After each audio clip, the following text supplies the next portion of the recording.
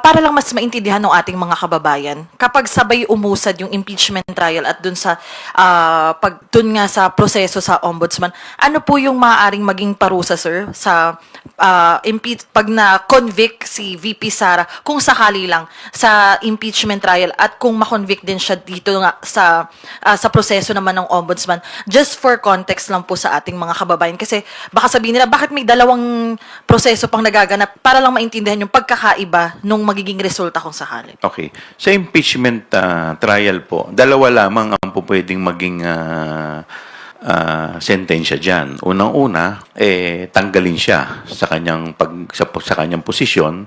At pangalawa, yung tinatawag po natin perpetual disqualification to hold public office. Removal at saka perpetual disqualification. Yun lang po ang po pwedeng maging desisyon dito po sa impeachment. Dito naman po sa ombudsman, hindi naman po siya dyan makukonvict kung hindi filing. Ifa-file po sa Sandigan Bayan.